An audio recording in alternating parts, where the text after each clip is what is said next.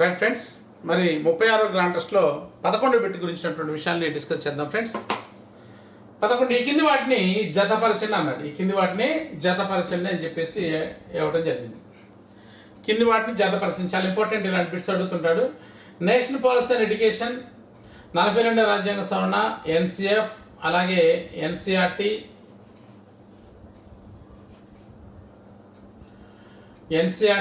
Yashpal committee అని చెప్పేసి 5 రకాల అంశాలు ఇచ్చాడు. ఒక్కొక్కటి ఒక ప్రత్యేకమైనటువంటి అంశానికి సంబంధించింది, చాలా ఇంపార్టెంట్ ఫ్రెండ్స్. ఇక్కడ నేషనల్ పాలసీ అండ్ ఎడ్యుకేషన్ 1986లో వచ్చిందనమాట. 1986 చూడండి. సో కాబట్టి A2. నెక్స్ట్ 42వ రాజ్యాంగ సవరణ 1976లో జరిగింది. 1976 ఎక్కడుందో చూడండి. 1976 అంటే B1. నెక్స్ట్ ఎన్సిఎఫ్ అనేది 2005లో వచ్చింది. 2000 అంటే C4. నెక్స్ట్ ఎన్సిఆర్టీ అనేది 1961లో ఎస్టాబ్లిష్ అయింది, మన టెట్లో అడిగాడు. So D3. అలాగే యశ్పాల్ కమిటీ 1993లో వచ్చింది, E5. ఇదన్నమాట ఆన్సర్. రైట్, చూడండి. A3B1 ఎక్కడుందో చూడండి.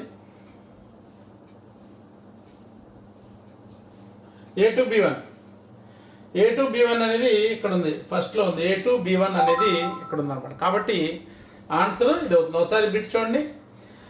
నేషనల్ పాలసీ అండ్ ఎడ్యుకేషన్ 1986, 42వ రాజ్యాంగ సవరణ 1976, ఎన్సిఎఫ్ 2005, ఎన్సిఆర్టీ 1961, యశ్పాల్ కమిటీ 1993.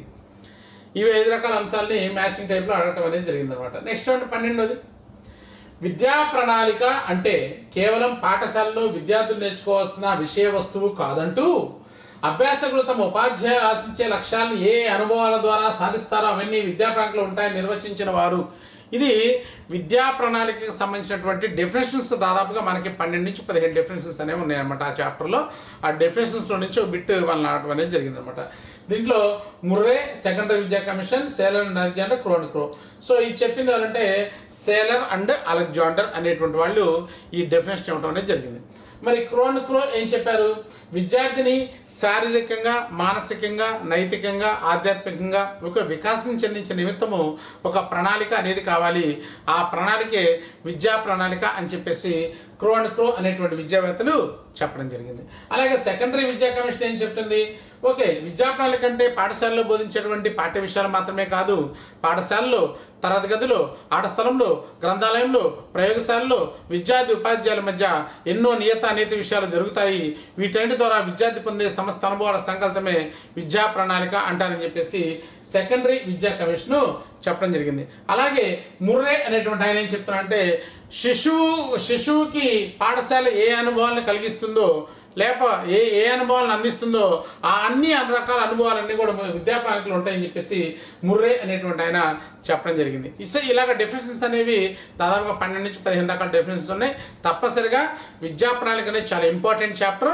వాటి మీద డెఫినేషన్స్ కావచ్చు, విద్యా ప్రణాళిక నిర్మాణ సూత్రాలు కావచ్చు, విద్యా ప్రణాళికకు సంబంధించినటువంటి 1986 కావచ్చు, ఎన్సిఎఫ్ 2005 కావచ్చు, ఆర్టీ యాక్ట్ కావచ్చు, ఏపీఎస్ఎఫ్ 2011 కావచ్చు, దాంట్లో ఉన్నటువంటి అధ్యాయాలు కావచ్చు, ఇవన్నీ కూడా చాలా ఇంపార్టెంట్.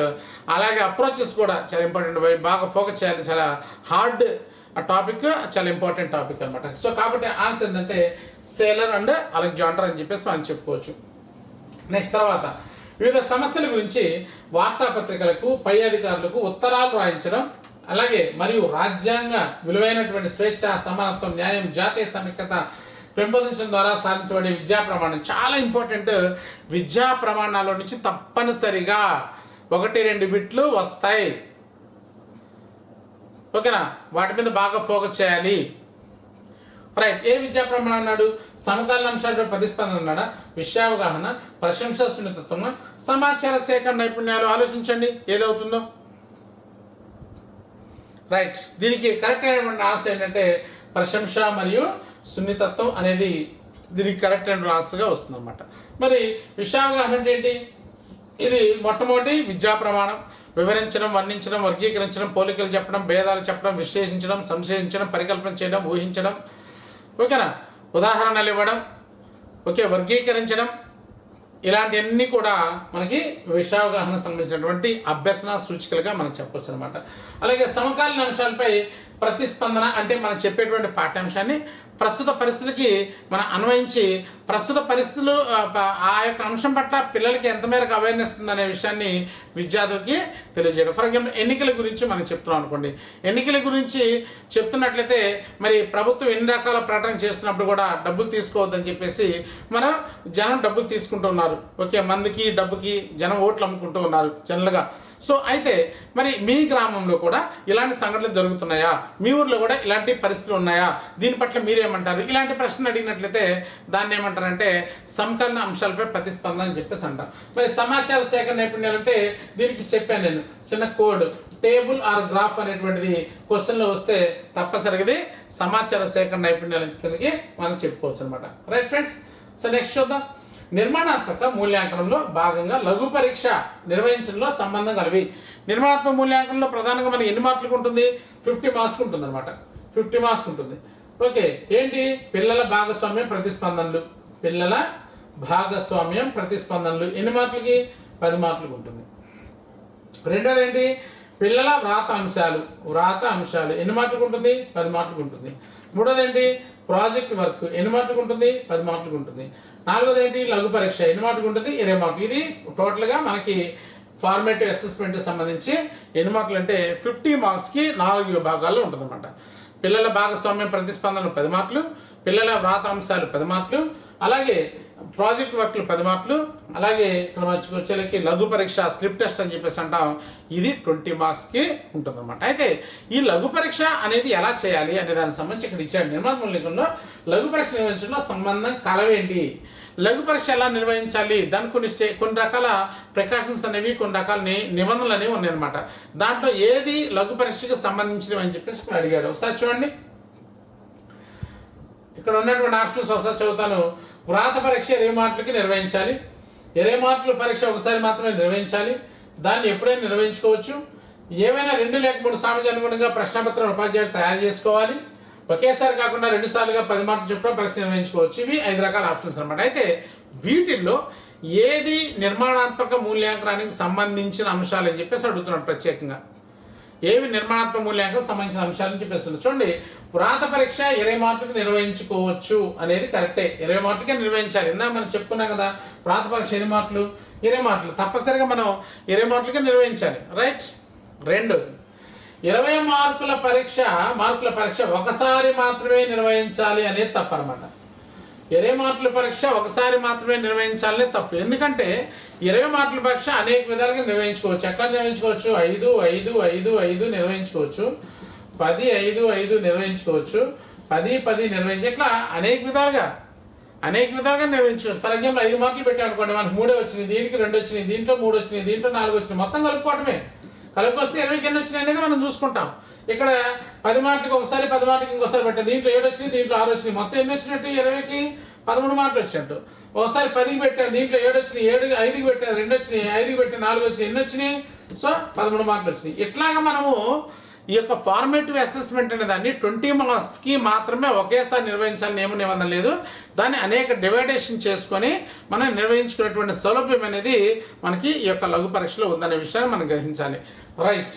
ఇక్కడ కాబట్టి తప్పు కదా, దాన్ని ఎప్పుడైనా నిర్వహించుకోవచ్చు. రైట్, ఎప్పుడైనా నిర్వహించుకోవచ్చు. మనకు ఉన్నటువంటి ఫ్లెక్సిబుల్ టైం ఇదిగో ఈ టైంలోనే, ఇదిగో ఈ డేట్లోనే, ఈ టైంలోనే, ఈ పీరియడ్లో నిర్వహించుకోవాల్సిన నియమం లేదు. నీకు ఫ్లెక్సిబిలిటీ ఉన్నప్పుడు నిర్వహించుకోవచ్చు. ఏమైనా 2 లేక 3 సామర్థ్యాలను బేస్ చేసుకుని నిర్వహించుకోవచ్చు. అవును కదా, 2 లేక 3 సామర్థ్యాలు మనకు విద్యా ప్రమాణాలు ఉన్నాయి కదా. 6 విద్యా ప్రమాణాల్లో ఏదైనా 2 లేక 3 విద్యా ప్రమాణాలు తీసుకొని దాని మీద ప్రశ్నపత్రాన్ని మనం తయారు చేసుకోవాలి. ఎవరు తయారు చేసుకుంటారు? ఉపాధ్యాయుడే తయారు చేసుకుంటారు ప్రశ్నపత్రాన్ని. కాబట్టి ఇది కూడా కరెక్టే. కాబట్టి ఒకేసారి కాకుండా 2 సార్లుగా 10 మార్కులు చొప్పున పరీక్ష నిర్వహించుకోవచ్చు. ఇందా మనం చెప్పుకున్నాం కదా ఎన్నిసార్లు ఎలా నిర్వహించుకోవచ్చు. సో కాబట్టి దీంట్లో ఒకటి మాత్రము అన్రిలేటెడ్గా ఉంది, అంటే బి అనేది అన్రిలేటెడ్గా ఉంది. కాబట్టి ఏసిడిఈ అనేది కరెక్ట్గా ఉంది అనమాట. ఏసిడిఈ అనేది కరెక్ట్గా ఉంది వీటిలో. రైట్ ఫ్రెండ్స్, ఏసిడి అనేది కరెక్ట్ అనేటువంటి ఆన్సర్గా మనం చెప్పుకోవచ్చు. నెక్స్ట్, మూల్యాంకనం అంటే కొన్ని విలువలు సాధించుటకై ఒక విస్తృతమైన సంగ్రహణాత్మక నిరంతర శోధన. మూల్యాంకనం నిర్వచించింది ఎవరు? ఇవి మూల్యాంకనంలో సంబంధించినటువంటి డెఫినేషన్స్. మూల్యాంకనానికి సంబంధించినటువంటి డెఫినేషన్స్ ఏంటి? బ్రూస్ టక్మెన్, రొనాల్డ్ డాల్, ఆరన్ పాటిల్, రాల్ఫ్ టైలర్. రాల్ఫ్ టైలర్ అనేటువంటి ఈ యొక్క 4 రకాల డెఫినేషన్స్ ఉన్నాయి. ఓకే, దీని కరెక్ట్ అయినటువంటి ఆన్సర్ ఏంటి? రొనాల్డ్ డాల్ అనేటువంటి ఆన్సర్ కరెక్ట్ అయిందిగా మనం చెప్పుకోవచ్చు అనమాట. మరి బ్రూస్ టక్మ్యాన్ అని చెప్పేసి టక్మ్యాన్ ఏం చెప్పాడు? మూల్యాంకనం అనేది ఒక పద్ధతి లేక కార్యక్రమం, వాటి యొక్క ఉద్దేశాల గురించి తెలియజేసేదే మూల్యాంకనం అని చెప్పేసి, ఒక పద్ధతి లేక కార్యక్రమం లేక వాటి యొక్క ఉద్దేశాల గురించి తెలియజేసేది మూల్యాంకనం అని చెప్పేసి బ్రూస్ టక్మ్యాన్ చెప్పాడు అనమాట. ఓకే, మూల్యాంకనం అనేది లక్ష్యం ఎంతవరకు సాధించాము లేకపోతే అభ్యసన అనుభవాలు ఎంతవరకు సాధించామని చెప్పేది మూల్యాంకనం అని చెప్పేసి పాటలు అనేటువంటి ఆయన చెప్పాడు. లక్ష్యాలు ఎంతవరకు సాధించావు తెలియజేసేది మూల్యాంకనం అని చెప్పేసి రాల్ఫ్ టైలర్ అనేటువంటి విద్యార్థి చెప్పాడు. ఇది మన టెట్లో కూడా అడిగాడు.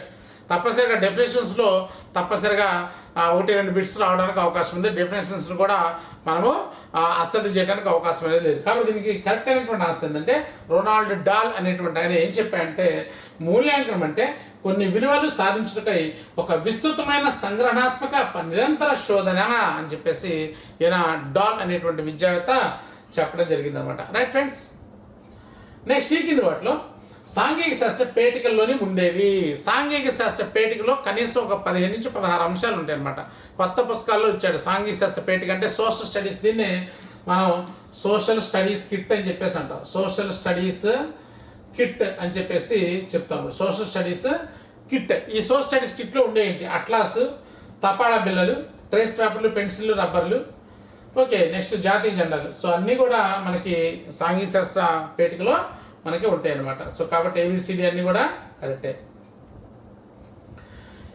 చూడండి, ఈ కింది ఏ పర్యటన విద్యార్థుల్లో జ్ఞానాన్ని ప్రజల సంస్కృతుల్లో కాకుండా తరగతి గదిలో నేర్చుకున్నటువంటి నైపుణ్యాలని వైవిధ్యమైన వివిధ పర్యటన అన్వయించినట్టు సహాయపడుతుంది? ఈ కింది ఏ పర్యటన విద్యార్థులలో విద్యార్థి జ్ఞానాన్ని ప్రజల సంస్కృతులే కాకుండా తరగతి గదిలో నేర్చుకున్నటువంటి నైపుణ్యాలను వివిధమైన వివిధ పర్యావరణాల్లో అన్వయించడానికి ఉపయోగపడుతుంది? రైట్, ఇది తరగతి గదిలో నేర్చుకున్నటువంటి నైపుణ్యాలు అంటే ఇదేంటి? అది విద్యా పర్యటన అవుతుంది అనమాట. ఇక్కడ పర్యటనలు అనేక రకాలు అనేవి ఉన్నాయన్నమాట. ఎక్స్పెరిమెంటల్ టూరిజం అని, డార్క్ టూరిజం అని, ఆదరణ పర్యటన అని, సుస్థిర పర్యటన అని, సాంఘిక పర్యటన అని, పర్యటన శాంతి అని చెప్పేసి ఎన్నో రకాల ఉన్నాయన్నమాట. రైట్, మనకి ఇక్కడ మనం ప్రధానంగా తీసుకున్నట్టయితే ఆదరణ పర్యటన. ఆదరణ పర్యటన అంటే పర్యావరణాన్ని పరిరక్షించడానికి ఏర్పాటు చేసే పర్యటన. పర్యావరణ పరిరక్షణ కోసం ఏర్పాటు చేసినటువంటి పర్యటనని మనం ఆదరణ పర్యటన అని చెప్పేసి అంటాం అనమాట. విద్యా పర్యటన అంటే తరగతి గదిలో నేర్చుకున్న దాన్ని ఇది చెప్పిన తరగతి గదిలో నేర్చుకున్న నైపుణ్యాలు విద్యమైనటువంటి పర్యటన చేస్తే ఇది విద్యా పర్యటన అని చెప్పేసి మనం చెప్పుకున్నాం. డార్క్ టూరిజం అంటే చరిత్రకు సంబంధించినటువంటి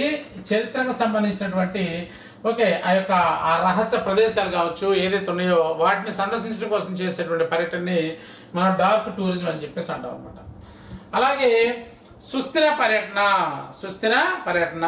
సో కాబట్టి వనరుల యొక్క నిర్వహణలో సాంస్కృతిక వారసత్వాన్ని మనం దాన్ని సుస్థిరం చేయడానికి ఏర్పాటు చేసిన పర్యటనని మనం సుస్థిర పర్యటన అని చెప్పేసి అంటాం. ఈ పర్యటనలు చాలా ఇంపార్టెంట్. మనకి సాంఘిక శాస్త్ర బోధన వనరులు అనే టాపిక్లు ఈ పర్యటనల గురించి ఇచ్చాడు. రైట్, నెక్స్ట్ ఈ కింది ఏ పర్యటన ప్రపంచంలో నలుమూలలో జరిపిన చీకటి విధ్వంసకాండలు, యుద్ధాలు, హిట్లర్ నడిపిన కాన్సన్ట్రేషన్ క్యాంప్స్ సందర్శన వాళ్ళ పర్యాటకులు విచిత్రమైనటువంటి అనుభవాన్ని, చరిత్రలో జరిగిన రాజకాలను జ్ఞప్తి తెచ్చే ఒక విచిత్రమైన పర్యటనే అనుభవం అని చెప్పేసి దీన్నే మనం ఏమంటామంటే డార్క్ టూరిజం అని చెప్పేసి అంటాం. Dark tourism.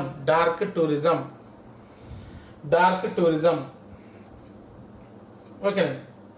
Next concept mapping లో ఉన్నటువంటి దశలు వరుసక్రమంలో కాన్సెప్ట్ మ్యాపింగ్ అనేటువంటి దాన్ని జోసెఫ్ డి నోవాక్ అనేటువంటి ఆయన జోసెఫ్ డి నోవాక్ ఇది ఒకసారి అడిగాడు దీన్ని ఏర్పాటు చేయడం అనేది జరిగింది. కాన్సెప్ట్ మ్యాప్స్ అనే వాటిని దీంట్లో ఫస్ట్ది ఒక భావనను ప్రకటించడం అనేది ఒకటి, తర్వాత ప్రసంగము లేక చర్చ అనేది 2, వినియోగం అనేది 3, అలాగే ముగింపు అనేది 4 దీంట్లో. సో దీంట్లో ఉన్నటువంటి అంశాలు తీసుకుంటే 1, 3, 4, 2 ఫస్ట్ ఏ, తర్వాత 2, 4 AD BC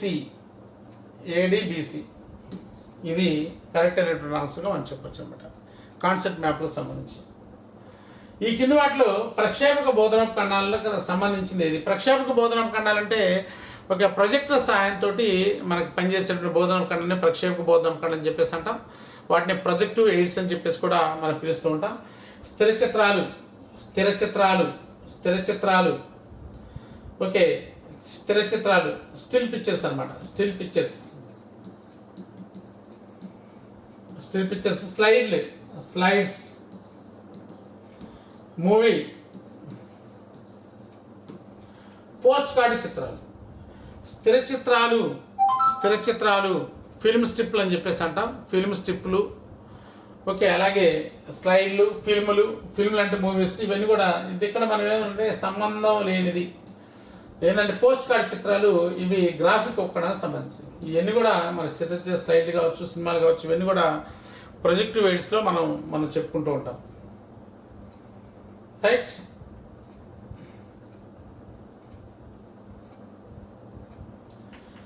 ఈ కింది ఎడ్గర్డేల్ అనుభవాల శంకులో అంశాలను పైనుంచి కిందకి అమర్చింది అన్నాడు. ఎడ్గర్డేల్ అనుభవ శంకులో పైనుంచి కిందకి అంశాలు అమర్చమన్నాడు. ఎడ్గర్డేల్ అనుభవ శంకు మనం తీసుకుంటే ప్రధానంగా ఇలా ఉంటుంది. ఎడ్గర్డేల్ అనుభవ శంకులో ముఖ్యంగా 10 రకాల అంశాలు ఉంటాయి. 2, 3, 4, 5, 6, 7, 8, 9, 10 10 రకాల అంశాలు ఉంటాయి. దీంట్లో ప్రధానంగా మనం తీసుకుంటే ఇక్కడ ఏమన్నా ప్రదర్శనలు, శబ్ద సంకేతాలు, క్షేత్ర పర్యటనలు, ఓకే, ప్రత్యక్ష అనుభవాలు, సవరించిన అనుభవాలు, ప్రదర్శన వాస్తవాలు. ఓకే, ఇట్లా అడిగాడు. ప్రదర్శన వస్తువులు టైప్ మిస్టేక్. Okay, right. ఇక్కడ ప్రదర్శనలు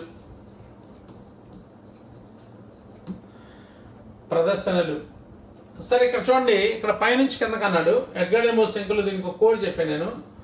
ప్రక్కన ప్రక్షేయే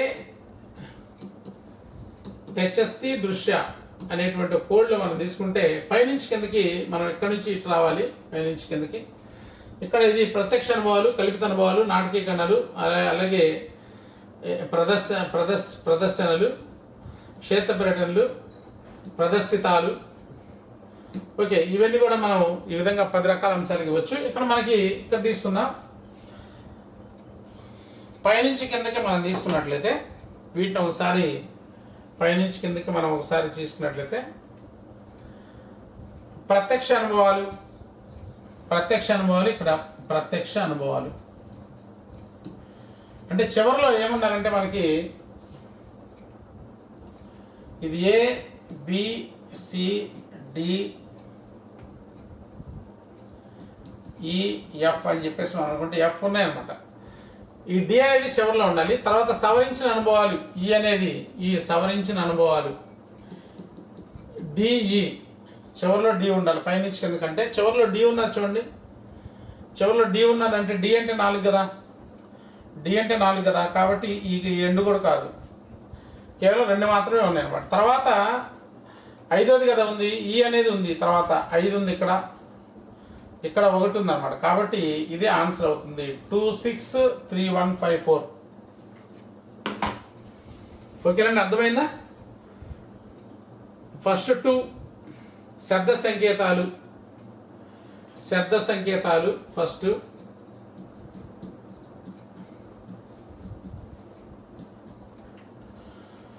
క్షేత్ర పర్యటనలు 5వది.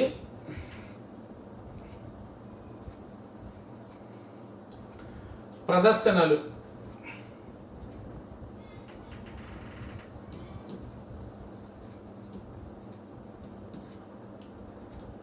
క్షేత్ర పర్యటనలు 5వది.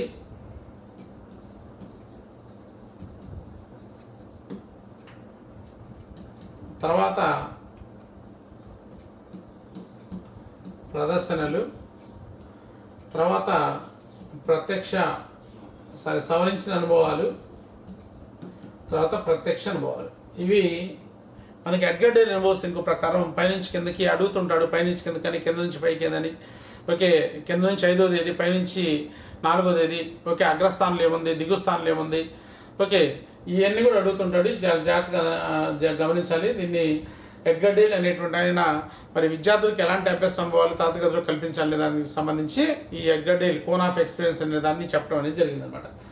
నెక్స్ట్ మోరిసన్ చెప్పినటువంటి యూనిట్ ప్రణాళికలో సోపానాలు తారుమారు అనేవి వీటి వారికి దీనికి సంబంధించి ఒక కోడ్ చెప్పాను అనమాట. EPAOR అని చెప్పేసి మనం చెప్పాం. E అంటే ఎక్స్ప్లోరేషన్, P అంటే ప్రజెంటేషన్, A అంటే అసిమ్యులేషన్, O అంటే ఆర్గనైజేషన్, R అంటే రిజిస్ట్రేషన్ అని చెప్పేసి చెప్పాను. ఇక్కడ తారుమారు అని చెప్పేసి అంటున్నాడు. ఫస్ట్ది అన్వేషణ, ఎక్స్ప్లోరేషన్ అనేది ఒకటోది. తర్వాత ప్రజెంటేషన్, ప్రదర్శన అనేది రెండోది. తర్వాత అసిమ్యులేషన్ అంటే సాంశీకరణ అనేది మూడోది. తర్వాత ఆర్గనైజేషన్, వ్యవస్థీకరణ అనేది నాలుగోది. వల్లవేయడం అనేది ఐదోది అనమాట. ఇది పరిస్థితి. సో కాబట్టి ఫస్ట్ బి అనమాట. బి అనేది ఎక్కడుందో చూడండి. 2 అనేది ఎక్కడుందో ఇక్కడ 2 అనేది ఉంది. మూడిట్లో 2 ఉంది. తర్వాత 2 తర్వాత మనం తీసుకున్నట్లయితే 2 తర్వాత ఈ ఉంది చూడండి 6 5 2 5 అన్నిట్లో 2 5 దీంట్లో ఉంది, దీంట్లో ఉంది, దీంట్లో ఉంది, మూడిట్లో ఉంది 2 5 అనేది. తర్వాత మనకి 1 2 5 1 2 5 1 అనేది ఇక్కడ ఉంది. సో కాబట్టి 2 5 1 అనేది కరెక్ట్ ఆన్సర్గా మనం చెప్పుకోవచ్చు. ఈ విధంగా మనము ఇచ్చినటువంటి ఆప్షన్స్కి అనుగుణంగా మనం ఆన్సర్ చేయాలి. జాగ్రత్తగా ఆలోచించాలి ఫ్రెండ్స్.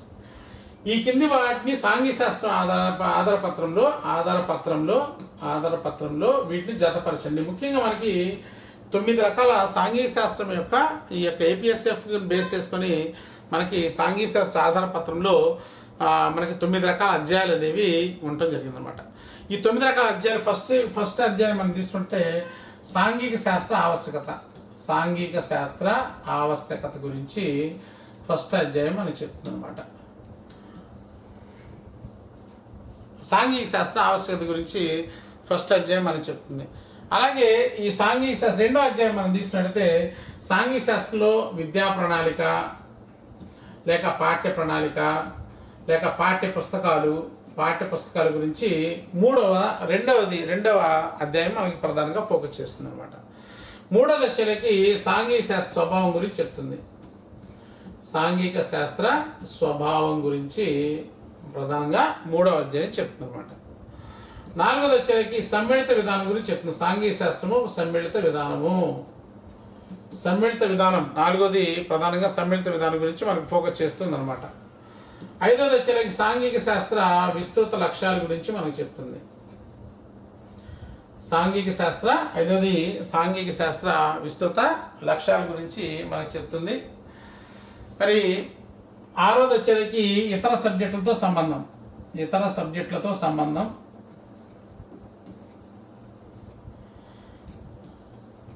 ఆరోది వచ్చేసరికి ఇతర సబ్జెక్టులతోటి సంబంధం. ఏడోది వచ్చేసరికి బోధనా విధానాలు. ఎనిమిదోది వచ్చేసరికి CCE గురించి చెప్తుంది. తొమ్మిదోది వచ్చేసరికి టీచర్ ఎడ్యుకేషన్ గురించి చెప్తుంది. చూడండి, సాంఘిక శాస్త్ర ఆధారపత్రంలో ఉన్నటువంటి 9 రకాల అధ్యాయాలు చాలా ఇంపార్టెంట్. ఫస్ట్ది సాంఘిక శాస్త్రం యొక్క ఆవశ్యకత. రెండోది వచ్చేసరికి సాంఘిక శాస్త్ర విద్యా ప్రణాళిక, పాఠ్య ప్రణాళిక, పాఠ్యపుస్తకాల విషయాల గురించి. మూడోది వచ్చేసరికి సాంఘిక శాస్త్ర యొక్క స్వభావం గురించి. నాలుగోది వచ్చేసరికి సాంఘిక శాస్త్రం యొక్క సమ్మిళిత విధానం గురించి డిస్కస్ చేస్తుంది. ఐదోది వచ్చేసరికి సాంఘిక శాస్త్ర విస్తృత లక్ష్యాల గురించి చెప్తుంది. అలాగే సాంఘిక శాస్త్ర ఇతర సబ్జెక్టులతో ఉన్న సంబంధం గురించి చెప్తుంది. ఆరోది. నెక్స్ట్ అలాగే ఏడోది సాంఘిక శాస్త్ర బోధన విధానం గురించి చెప్తుంది. ఎనిమిదోది నిరంతర సమగ్ర మూల్యాంకనం సాంఘిక శాస్త్రం ఇంప్లిమెంటేషన్ చేయాలని చెప్తుంది. తొమ్మిదోది మరి ఈ యొక్క సాంఘిక శాస్త్ర టీచర్ ఎడ్యుకేషన్లో ఎలాంటి మార్పులు తీసుకుని రావాలో 9 రకాల అధ్యాయాలు మనకు చెప్తుంది. ఇక్కడ ఇది చాలా ఇంపార్టెంట్. ఇది మనకి ఎప్పుడైతే మనకి 9 రకాల అధ్యాయాల గురించినటువంటి ఒక అవగాహన మనకి ఎప్పుడైతే ఉంటుందో అప్పుడు మనం ఈజీగా ఇలాంటి బిట్స్ మనం పెట్టడానికి అవకాశం ఉంది. ఇక్కడ చూడండి, 4వ అధ్యాయము, 3వ అధ్యాయము, 7వ అధ్యాయము, 5వ అధ్యాయము, 9వ అధ్యాయం. 9వ అధ్యాయం మనం ప్రధానంగా తీసుకోండి ఉపాధ్యాయుల తయారీ. సో E5 ఎక్కడ ఉందో చూడండి. E5 అనేది ఇక్కడ ఉంది. E5 ఈ రెండిట్లో. సో కాబట్టి ఈ రెండు తప్పు. ఇక్కడ మనం చెప్పుకున్నాం కదా, 3వ అధ్యాయం ఏం చెప్తుంది? సాంఘిక శాస్త్ర యొక్క స్వభావం గురించి చెప్తుంది. సాంఘిక శాస్త్ర స్వభావం. మూడవది సాంఘిక శాస్త్ర స్వభావం గురించి చెప్తుంది. 4వ అధ్యాయము 4వ అధ్యాయం ప్రధానంగా సాంఘిక శాస్త్ర సమ్మిళిత విధానం గురించి చెప్తుంది.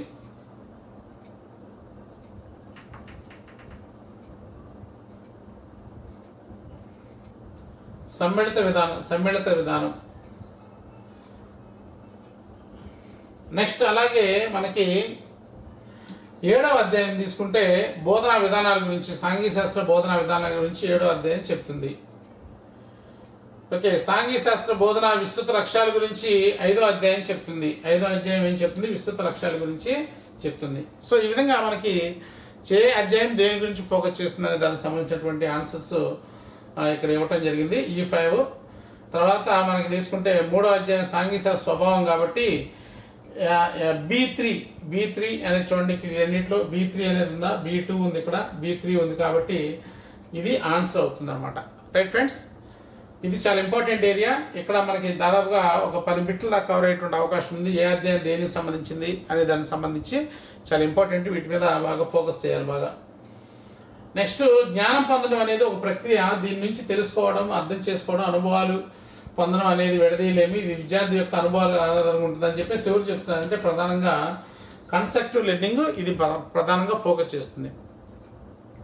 కన్సెప్ట్ లెర్నింగ్ చెప్తున్నాం అన్నమాట దీని గురించి. ఎందుకంటే కన్సెప్ట్ లెర్నింగ్ ప్రకారం ఏంటంటే నాలెడ్జ్ అనేది విద్యార్థికి వాడుకోవడం నేర్చుకోవాలి.